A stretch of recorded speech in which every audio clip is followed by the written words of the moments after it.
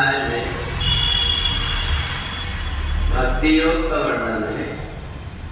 मय्यावेश मनोये माम नित्य युक्ता उपास्ते श्रद्धा परियोपेता ते में युक्त तमा मता। भगवान से अर्जुन ने पूछा कि आपकी प्राप्ति का सहज रास्ता क्या है? कोई यज्ञ करता है, कोई तप करता है, कोई दान देता है, अनेक प्रकार के कर्म करते हैं। इनमें आप सहज रूप से कैसे मिल जाते हैं? तो भगवान कहते हैं श्रद्धा परियोपेता। जो व्यक्ति केवल मेरी भक्ति में मन को लगा लेता है, कर्म कांड करने वाला व्यक्ति, भगवान के लिए पूजन करने वाला, माला करने वाला, हवन करने वाला, उसके द्वारा जरा सी भी चूक होती है, उल्टा उससे अनिष्ट हो जाता है। और इसलिए श्रद्धा परियोपेता, जो व्यक्ति अपने अंदर भक्ति उत्पन्न करके परमात्मा से अंतर्मन से जुड़ जाता है, उसको भगवान ने कहा मय्यावेश मनोये माम। अपने मन को, अपने आप को तुम मेरे में लगा। जब तुम मेरे हो जाओगे तो फिर तुम्हें और कुछ करने की जरूरत नहीं पड़ेगी। जब परमात्मा से हम मांग करने लगे कि हमारे लिए ये कर दो, हमारे लिए ये कर दो, समझ लो कि परमात्मा से हमारा व्यवसाय चल रहा है। और जब परमात्मा से हमने मांगना बंद कर दिए तो समझ लो कि परमात्मा ने हमें अपना लिया है। अब हमें उन्हें कुछ बोलना नहीं पड़ेगा। योग क्षेमम अहमियम, जो हमारे पास है उसकी भी परमात्मा रक्षा करेंगे और जो कमी है उसकी भी पूर्ति करेंगे। अगर परमात्मा ये कहते यथा उचितम तथा करो, तुमको जैसा दिखता है वैसा कर लो, तो समझ लो कि परमात्मा और हमारे बीच में दूरी बनी हुई है। तो इसलिए भक्ति का जो रास्ता है बहुत सरल और सहज रास्ता है। जिसमें हम माला करने बैठे तो परमात्मा ये गिनती नहीं करता कि तुमने कितने बार किए। परमात्मा ये देखते कि तुम्हारा भाव कैसा है, तुम्हारी लगन कैसी, तुम्हारी श्रद्धा कैसी, इस भाव से।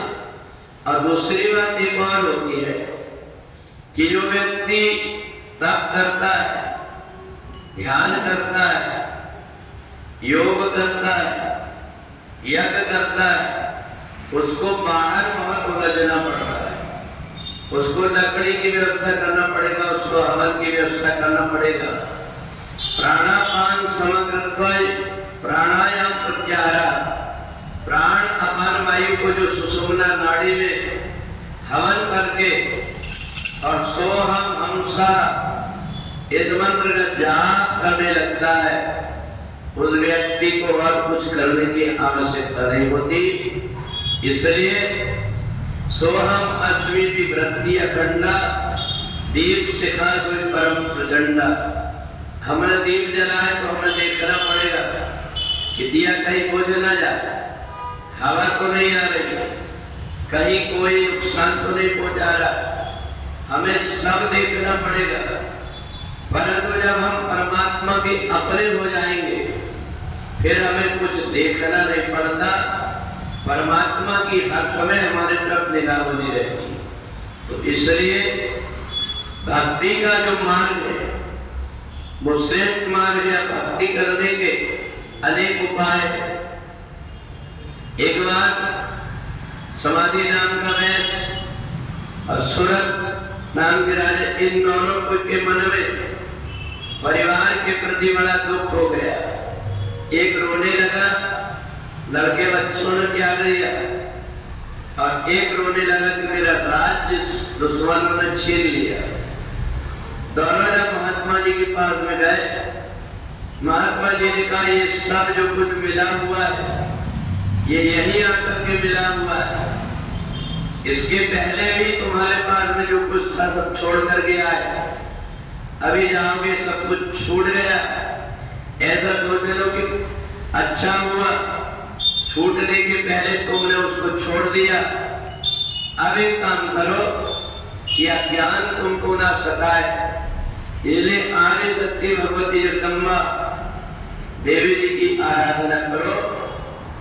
और चैत्र में उन लोगों ने भगवती जगदम्बा देवी जी की आराधना किया, उनका मोह अज्ञान दूर हो गया। क्योंकि मोह और आसक्ति केवल हम अकेले को नहीं, जितनी भी चिड़िया उनको भी वो भूखी रहती है पर अपने बच्चों के लिए दाना लेकर के आती है। ऐसे ही मोह और आसक्ति में जीवात्मा पड़ा हुआ है। तो इसलिए जो आदि शक्ति भगवती जगदम्बा की आराधना करता है, उसके सब प्रकार के संशय, अज्ञान, भ्रम ये सब दूर हो जाते हैं। इसलिए 12 महीने जो कुछ हम करते हैं उतना पुण्य केवल चैत्र में, अश्विन मास में, नवरात्रि के पर्व में जो आदि शक्ति भगवती जगदम्बा की साधना कर लेता है, इतने मात्र से उसको प्राप्त हो जाता है। बड़ी वृंदावन में हरि राम।